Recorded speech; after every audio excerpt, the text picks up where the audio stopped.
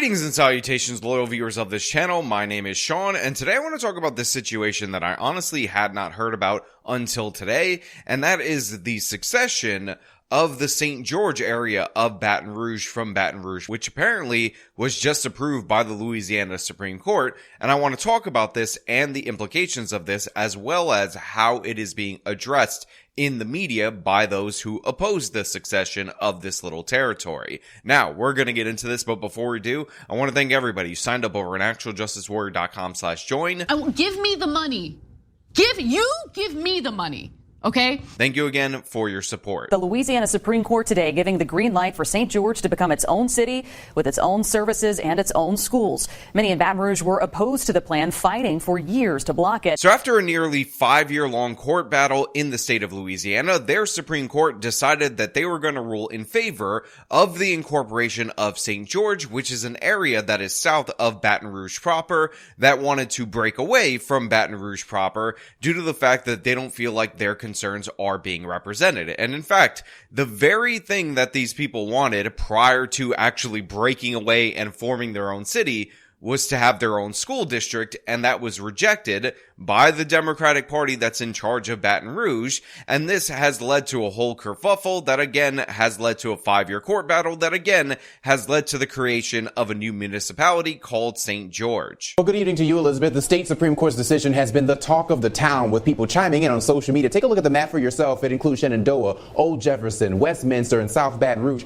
Since that map was created, there were several properties annexed into the city of Baton Rouge. Those in favor of the new city say they won, while the mayor of Baton Rouge says she's disappointed by the ruling. But despite that, the two sides are seeing some common ground. Now, even though that is what went down, you will likely hear this being interpreted in a completely different way. And that, of course, is a racially charged kind of way. And you'll see headlines like white wealthy people decide to break away from Baton Rouge in order to form their own town. And to be perfectly honest, this is kind of exactly what happened. We win. St. George spokesperson Andrew Morrell says this is a culmination of 13 years, more than $1 million, and thousands of volunteers. He says there is a St. George transition district that will help move services from Baton Rouge. We're not dumping East Baton Rouge Parish. We're not leaving or breaking away from this parish. We're making this parish better. So for those of you who are unaware, the city of Baton Rouge prior to this split had a population of 220,000 people. And in that population, over 53% of them were Black or African American, whatever you want to call them.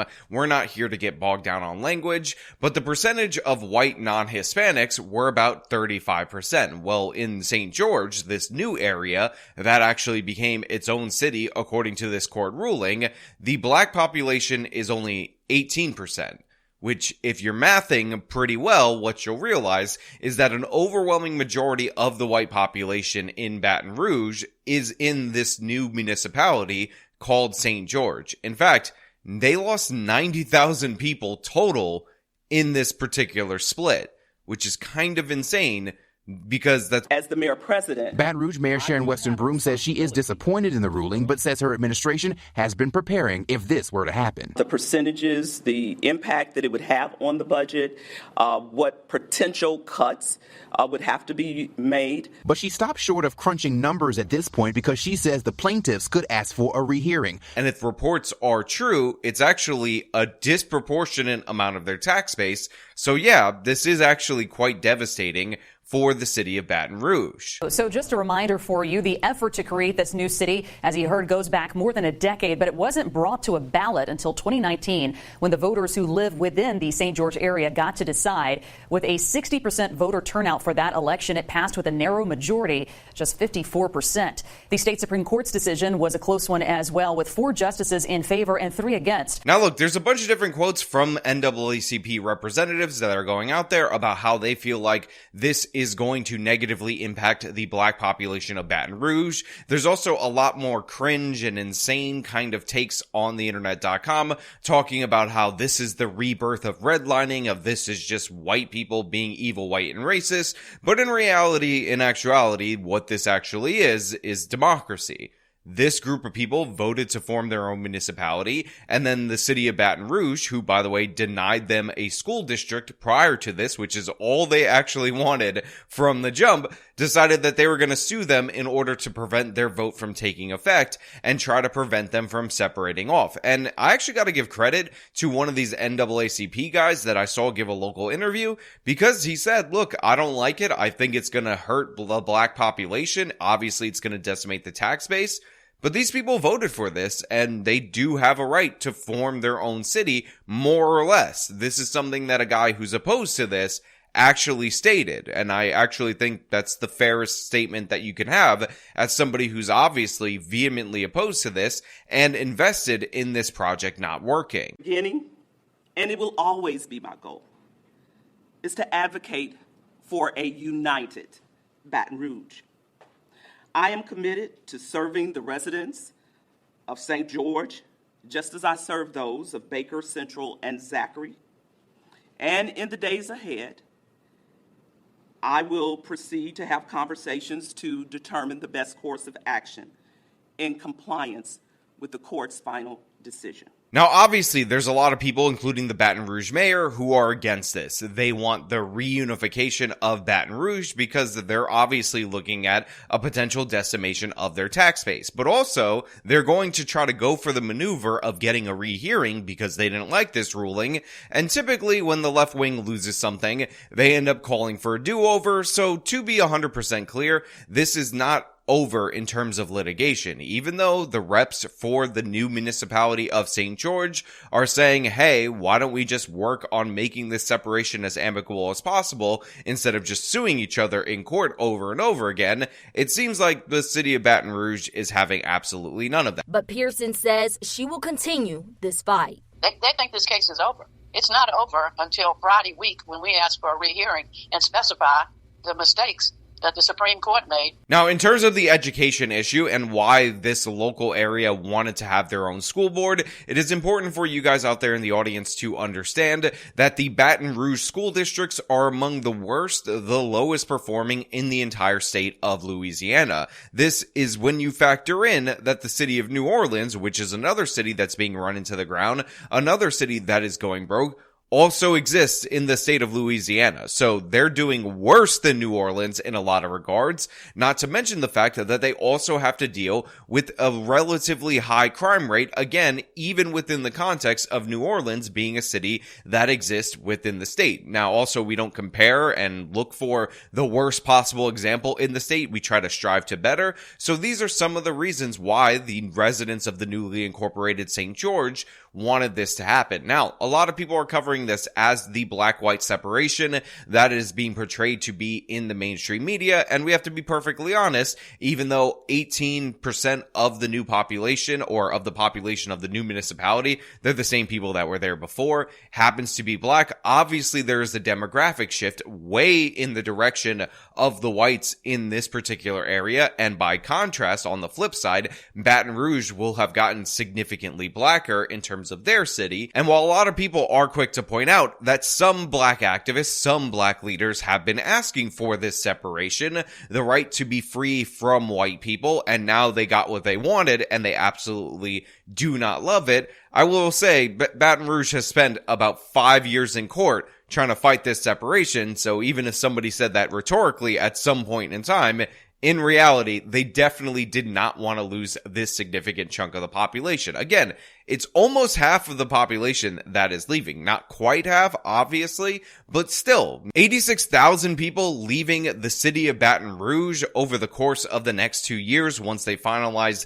this particular separation out of 220,000. 70% of that population being in the white population, disproportionately the people who are paying the taxes in the city of Baton Rouge, obviously spells disaster for Baton Rouge proper, because guess what? If they were governing their city well in the first place with the people in power, then you wouldn't have had the issue of them wanting their own school district, of them wanting more autonomy, of them wanting to get more bang for their buck in terms of their tax dollars before this. And obviously after this, when all that funding is going to be cut, these already failing schools, some of the worst in the entire state, are not going to get much better. Whether you were for St. George or you were against St. George, now is your opportunity, a historic opportunity, to create a city from the beginning, from the ground up. It's your ideas, it's your policies, it's your way of life, and now you can come together and put those out there and have someone accountable to you. No longer accountable to some people off in the city of Baton Rouge or somewhere else in the parish. No, they're going to be accountable to you, your neighbors, your friends, and your coworkers. So when you have your ideas, whether, again, you're against us or for us, bring them. Let's create a better city. Let's work together. Let's move past this. Because as Chris alluded to, we're not done. We're just getting started. And now you got a time to be there and be a part of it. I do want to thank the legal team. They have endured so much to get to this process. They've heard all this negativity all along the way in the press and from opposing counsel. They deserve recognition for their efforts to stay the course. Now again, I am fully aware of the fact that there's these broader racial implications that people are trying to inject into this, and the idea of just cutting off and separating from a minority population or minority population separating from a majority population in American context is definitely something that's going to leave a bad taste in people's mouths. But let's be perfectly honest about this particular situation. You're essentially having a section of the city being carved off into its own municipality. They're not building a giant mega wall in order to keep these other people out and making Baton Rouge pay for that wall. They can travel freely between the two. If residents prefer one particular area, presumably they could move from Baton Rouge proper to the municipality of St. George, or if they want to stay in Baton Rouge proper, then they could move back over there into that territory if they were so inclined. But I'm interested to see this new experiment and how it ends up working out. Now, my guess is because they're not going to be controlled by Democrats, and because honestly, you're setting up a new government without all the decades and, sometimes centuries of bogged down rules and regulations, that St. George is going to do particularly well. My guess is, based on the fact that Baton Rouge is not only engaging in a years-long court battle in order to keep these people, but on top of that is now asking for a rehearing of this particular case in order to force them back into this municipality, that these are the wealthy tax-paying population, and they are going to build up and do things much better than were done in Baton Rouge. So I don't think it's going to go well for the city of Baton Rouge, but I think that this should be a positive example and honestly a warning to other places, other cities across this country to the excesses of one-party rule. The fact is, we're seeing something like this spring up in Georgia. Now, technically, the Georgia Senate blocked this neighborhood from separating off from the city of Atlanta, but the idea is, hey, you know what? If I have absolutely no control, but I'm committed to my area, if I can't influence politics at all, if the rules and regulations become so crushing that I can't even form a school district in order to improve the schools for my kids, then I'm going to separate off for my municipality and try to do it on their own. We're seeing moves like this in other parts of the country. Again, people call it segregation. They call it all these different various things, but in reality, there is nothing to stop anybody from transporting themselves to and from the city. On top of that, I believe they're being funded by sales tax largely, so you can pay your taxes through transacting over there, and the taxes are supposedly going to be significantly lower than in the city of Baton Rouge. So I'm guessing a lot of commerce and a lot of economic gains will end up in this particular area, and a lot of people will be leaving Baton Rouge proper in order to go to St. George, even if they're not going there specifically to live, but at least to work, thus improving their economy. Great social experiment. Essentially what we have right here is a twin study. We have two different halves of a city, not quite half for St. George, but there's a population advantage that honestly should favor Baton Rouge, deciding that they're going to govern in a more Republican direction or a more Democratic direction, and we will see the end results of that. But, those are just my thoughts. I want to know what you guys think down in the comments below. Should we not allow our municipalities to break up in this way, or are you fine with people forming their own city? What do you think about the racial component of this? Is this the real undergirding principle, or is it frustration with the fact that you have one party rule, the Democratic Party, and they wouldn't even let them form a school district in their area, despite the fact that the schools in Baton Rouge are among the worst in the state of Louisiana? All your thoughts down in the comments below. Keep it classy, and as usual, if you like this video, show them by leaving a like, subscribe for more content, follow me on the social media, support me via the support links in the description of this video. This has been me talking about the new place called St. George. Till next time.